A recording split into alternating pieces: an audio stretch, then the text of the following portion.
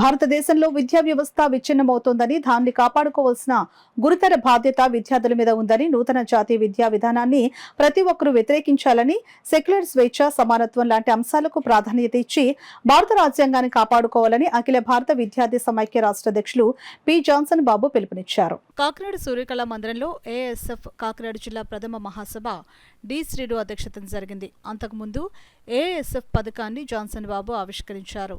ఈ మహాసభకు ముఖ్య అతిథిగా పాల్గొన్న జాన్సన్ బాబు మాట్లాడుతూ, దేశ స్వతంత్రంలో పోరాటం చేసిన ఏకైక విద్యార్థి సంఘం ఏఎస్ఎఫ్ అని కొనియాడారు. 89 సంవత్సరాల ఆవిర్భావ దినోత్సవ వేడుకలు రాష్ట్రంలో ఘనంగా నిర్వహించామని అన్నారు. విజయనగరంలో జరిగే ఏఎస్ఎఫ్ రాష్ట్ర మహాసభలను విజయవంతం చేయాలని పిలుపునిచ్చారు. డ్రగ్స్ మత్తు పదార్థాలు అనే అంశంపై ఎస్టీయూ మాజీ రాష్ట్ర కార్యదర్శి పి సుబ్బరాజు మాట్లాడుతూ, సామ్రాజ్యవాద విషం సంస్కృతి పట్ల యువత అప్రమత్తంగా ఉండాలని అన్నారు. బ్యాంకు ఉద్యోగుల సంఘం మాజీ రాష్ట్ర నాయకులు కె ఆదినారాయణ మాట్లాడుతూ, ప్రతి మనిషి తనకు తాను పరిపూర్ణ వ్యక్తిగా ఎదగాలని ఆకాంక్షించారు. ఈ సమావేశంలో ఏఎస్ఎఫ్ జిల్లా అధ్యక్షులుగా జి ప్రసాద్, ప్రధాన కార్యదర్శిగా డి శ్రీనివాస్, ఏ నాగలక్ష్మి, రమేష్, సహాయ కార్యదర్శులుగా తంగళ అక్షయ్ దీప్తి, కోశాధికారిగా శ్రీరాములు ఏకగ్రీవంగా ఎన్నికయ్యారు. ఈ సమావేశంలో ఏఎస్ఎఫ్ మాజీ జిల్లా కార్యదర్శి తాటిపాక మధు, సిపిఐ జిల్లా కార్యదర్శి కె బోడకొండ, ఏఐటీయూసీ జిల్లా కార్యదర్శి తోకల్ ప్రసాద్, ఏఎస్ఎఫ్ తూర్పు గోదావరి జిల్లా అధ్యక్షులు చింతలపూడి సునీల్, నాయకులు నాగలక్ష్మి, ప్రసాద్, మహేష్ తదితరులు ప్రసంగించారు.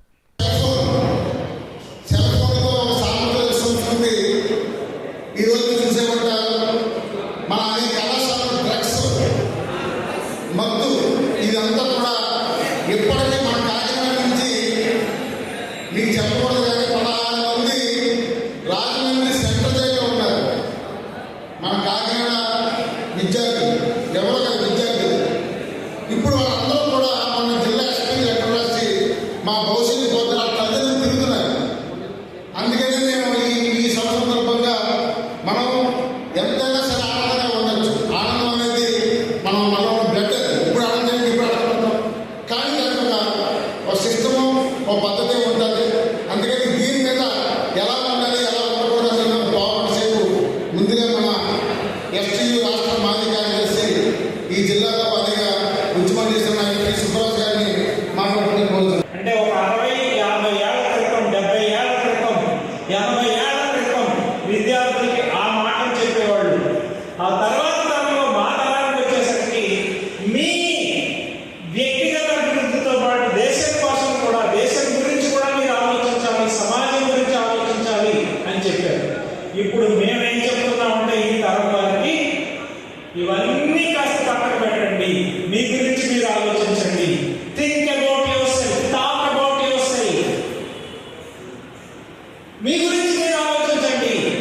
ఎందుకంటే ఇప్పుడు పరిస్థితులు అలా ఉన్నాయి. నాకు ఇచ్చిన టాపిక్ ఇంతకుముందు నేను ఎప్పుడు మాట్లాడాలి అలాంటి టాపిక్.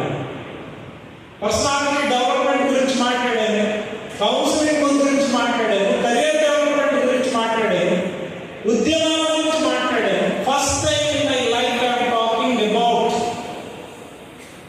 Some unwanted things.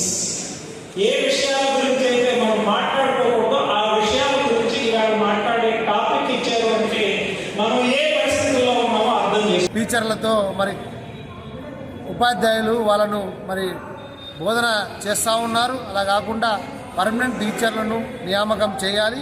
అదేవిధంగా జేఎన్‌టీయూ పరిధిలో ఉన్నటువంటి ఈ కాకినాడ జేఎన్‌టీయూ పరిధిలో ఉన్నటువంటి ఇంజనీరింగ్ కళాశాలలు కూడా విపరీతంగా ఫీజులు దోపిడీ చేస్తూ ఉన్నాయి. మరి జేఎన్‌టీయూ నిబంధనలు వ్యతిరేకంగా ఇవాళ ఈ ఇంజనీరింగ్ కళాశాలలు కూడా కాలయాపన చేస్తూ ఉన్నారు, కార్యక్రమాలు చేస్తూ ఉన్నారు.